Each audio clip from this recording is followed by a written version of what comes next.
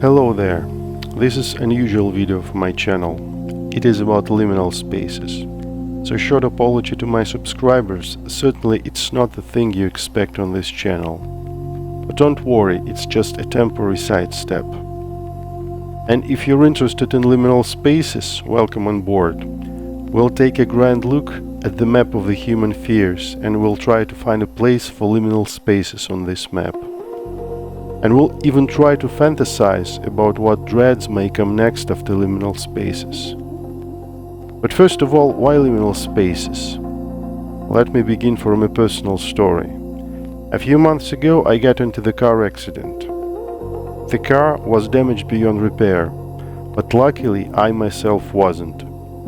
I got a pelvis fracture, but the one that didn't need surgery. I just needed to stay in bed for a while so my body could repair itself. So I spent few weeks in a public hospital. And sure, I wasn't alone there. It was a room full of people and sometimes they annoyed me with their talks during the day. But night, it was different. My bed was next to a big window and probably it was the best place in the room. And that winter, it was exceptionally snowy. I could half sit on my bed and look outside, watching big snowflakes spiraling down in an endless flow, illuminated by the cold blue glow of the street lamp. And then, in the dead of night, one thing struck my mind. This state I'm in right now is not exactly living my life, nor it is the opposite. It is something in between. Just existence, with no plans, no checklists and no deadlines. And this is exact definition of liminal, the state in between. And that exact feeling I captured there. I can also find in these countless images and videos on liminal spaces. And before we dive in, I want to give a credit to a video called What's Beyond the Backrooms by Muldered. Link down below. His video was big inspiration for this one and I tried to develop some of the concepts I found there. So I'll take you on a journey through the layers of the human fear and you'll see how the shape of things we fear changed over time and how we came from a very concrete animal fears to the mundane looking things like empty malls, airports and offices. This stuff we call liminal spaces. The question I asked to myself, why liminal spaces became the modern horror? Which place do they occupy on the grand map of the human fear?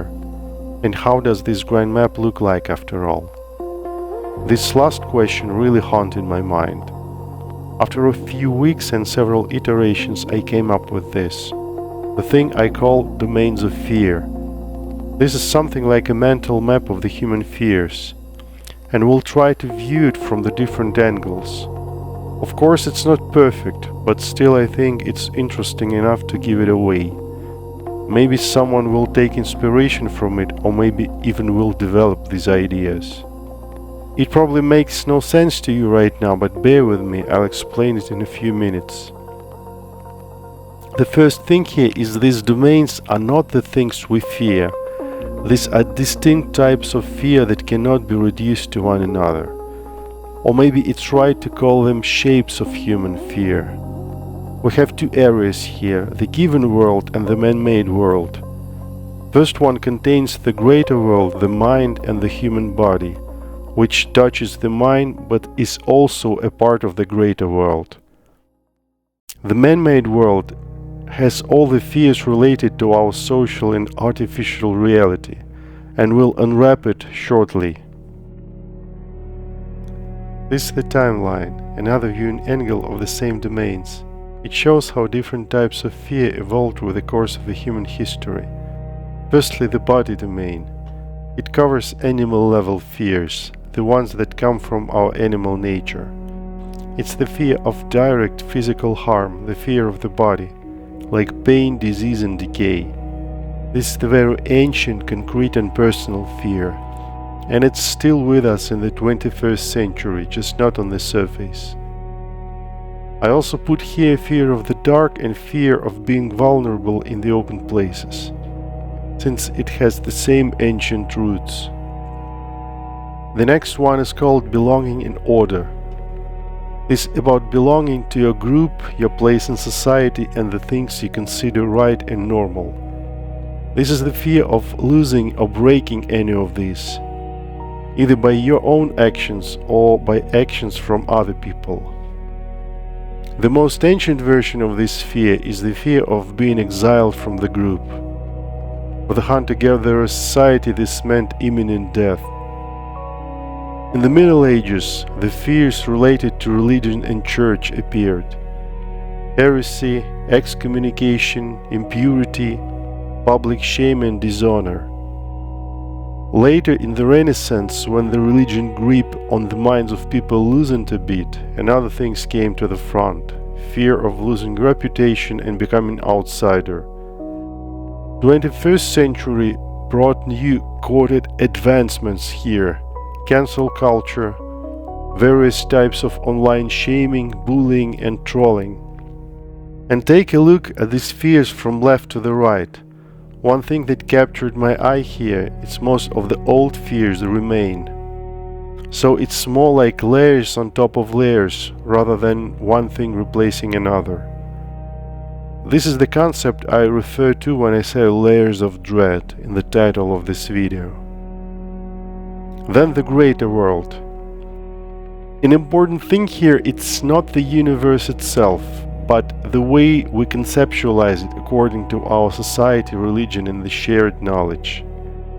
This is the fear of the big unknown. The primal society, it was filled with wilderness, natural forces, and spirits. In the Middle Ages, the universe had Earth in the center with all the sun and planets revolving around.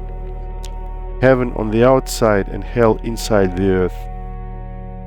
20th century brought the Big Bang Theory, which expanded our shared model of the universe profoundly. Also a new type of fear. A tiny, insignificant human presence in a vast, cold and indifferent universe, largely attributed to H.P. Lovecraft. And from my perspective, the modern pinnacle of this type of fear in literature is the Three-Body Problem trilogy by Liu Cixin. Now, the next domain of fear is the mind or the inner world. As our picture of the universe exploded with the Big Bang Theory, the shared model of our mind exploded with the works of Sigmund Freud, Carl Jung, and many others. The mind itself turned into the realm of various forces and hidden desires. This went full scale in the late 19th century with the first prominent example, Strange Case of Dr. Jekyll and Mr. Hyde. What happened later is described by the term psychologization of horror. Evil no longer comes from the outside, but the mind itself becomes a haunted space. My favorite book that fits into this domain is Apparatus and Things: The Inner Life of a Schizophrenic by Barbara O'Brien. Let's now skip the architecture domain and get back to it later. Next stop, the systems domain. This embodies fear of the various bureaucratic institutions. The pinnacle of this type of horror is Kafka's The Trial. This is a masterpiece in a way it delivers this message. The system doesn't need to hate you in order to process you. Modern corporations step on the same nerve, although it might feel less intense. And the most of the conspiracy theories sit here. Modern shades of this horror include omnipresent surveillance and algorithmic judgment, digital bureaucratic systems of the 21st century. Next stop, the technology domain. Lots of things here, but to name just a few. Industrial warfare with mass-produced weapons and uniforms, treating soldiers as the replaceable units. Bioweapons and nuclear weapons of mass destruction.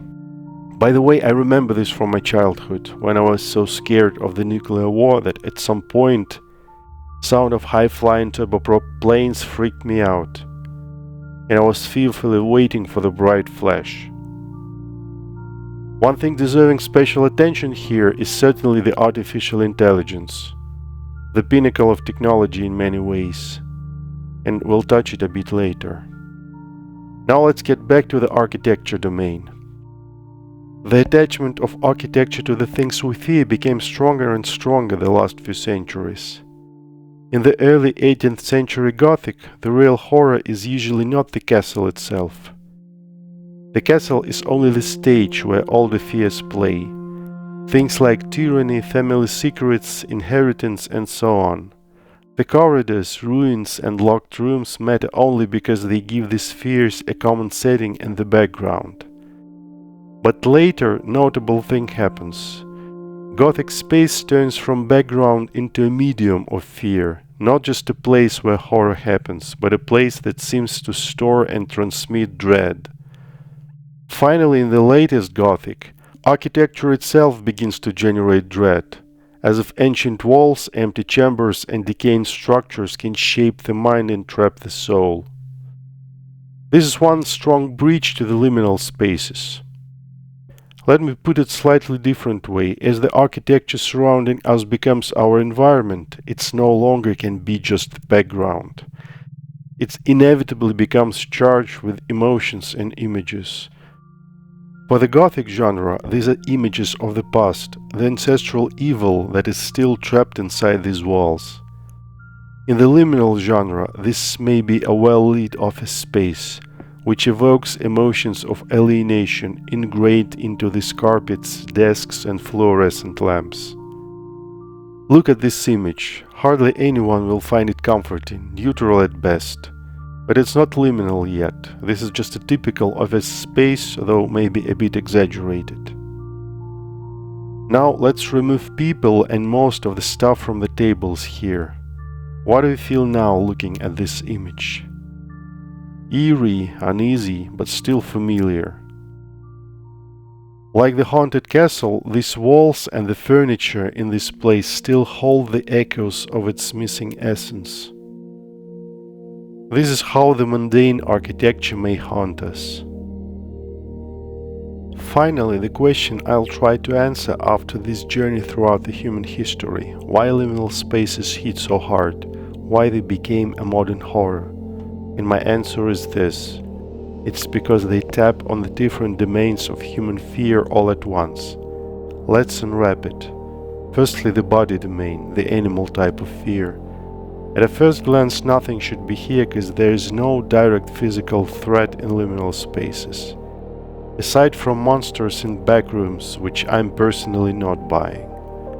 But if we look closer, lots of people say they have a feeling somebody's watching, especially in 3D games of the liminal genre, which went supernova the recent years.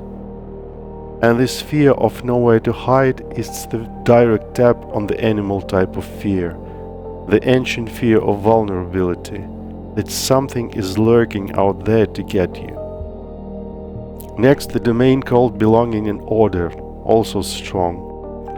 The order of things in the public places is the presence of people, and there is no one here right now. The order is broken. Not clear if this is your fault or not, but you're here alone, exiled, maybe even forever. The greater world domain. Here also check. Many liminal spaces are depicted as vast and endless. Remember 600 million square miles from the backrooms. Not all liminal spaces do this, but the most terrifying ones do. And not only that, backrooms try to bend your picture of the whole reality.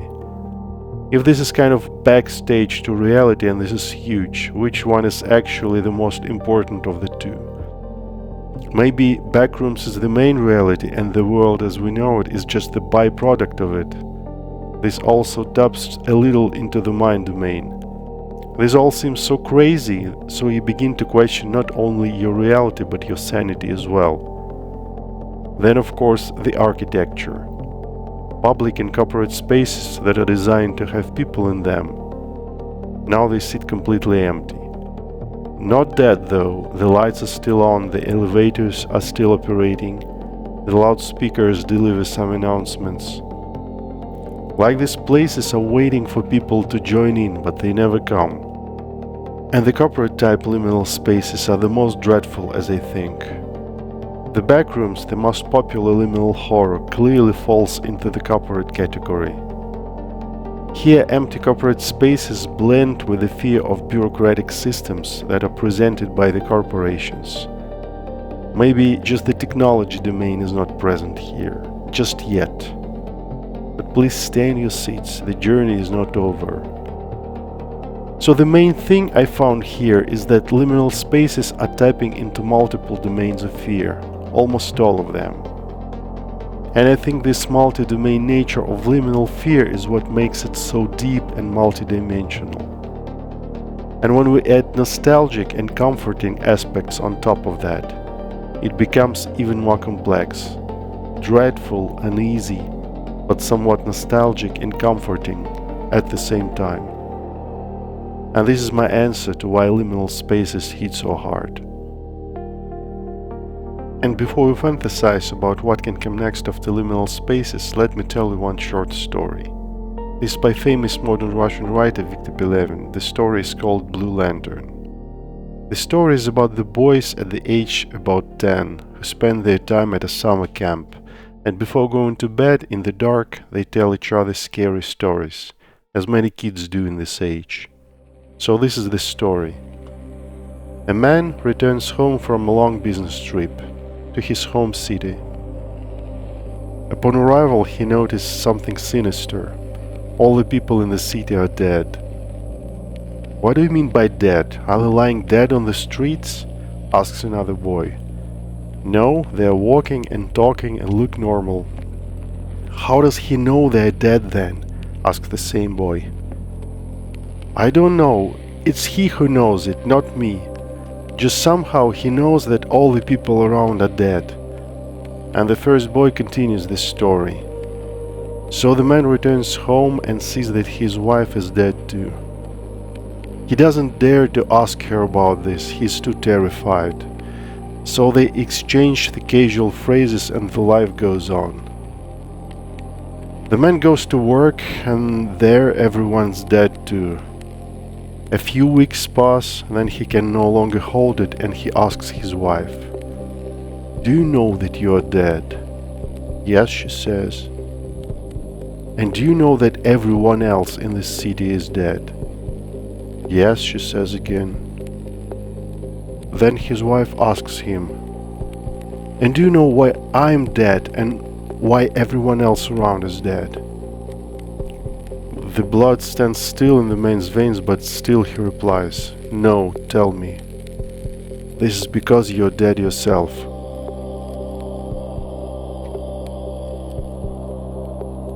This story is very simple, but still I find it dreadful.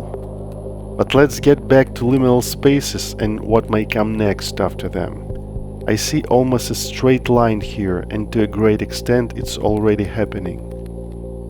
We can draw a line from the Gothic to the liminal spaces if we say that the haunted castle in the Gothic horror is like the decaying corpse of what it once was, but still somehow holding its ancestral evil.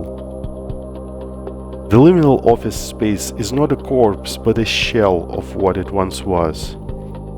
If we compare it to the human body, I think today the shell of the body is more creepy than just a corpse. Think robots. If we transfer this analogy to the architecture, the shell of the office space is more creepy than the abandoned office space. But this dread can go even deeper.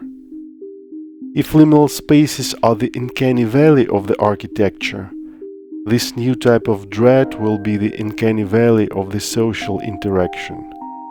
Imagine the city where life goes as normal, people are there, malls and shops are working, everyone greets you and there are usual small talks, but once you try to go a bit deeper and recognize the human behind these interactions, you hit the impenetrable barrier. People are there, but something essential about them is gone. This is not necessarily about the world populated with androids, indistinguishable from humans on the outside. It may be that people themselves lose their essence and become dead, as in our scary story. We can already see the manifestations of this. You heard of them. Dead internet theory, for example, which states that the internet itself is already dead. There is no real human presence, just bots. It's like the dead city from our story, but its online version. Let's take another simple thing anyone uses daily, the Google search. These days it offers you the AI-generated response. If you accept it, it strips the real human traffic from the website this information was taken from. To illustrate the implications of this, let me amplify it, just a little bit. Imagine that instead of text messaging your friend, you ask your AI assistant if he's okay. AI assistant texts your friend. Yet another AI assistant responds on his side and you finally get the response. The communication is there, but the human connection is gone. This is the shell of once existent social interaction, just like the liminal spaces are the shell of human public and corporate spaces. Another thing, you probably heard of the attempts to recreate deceased people with AI, using their digital trails, all their posts and images online. Digital shells of once real people. In face of this, liminal spaces feel almost cozy to me. I don't know which form this type of dread will take, and will there be a certain form that will explode like liminal spaces did. But this is my answer to the question what may come after the liminal spaces and how it will be shaped by AI. This will be something like the dead city from the scary story above, looking normal on the outside, but lacking its essence, just the shell of the former self. This is what I wanted to say on liminal spaces. If you find it interesting or you'd like me to expand on these things, let me know in the comments. Also, this way I'll know that my efforts to make this video were not in vain. And now, as usual, thanks for watching and see you next time.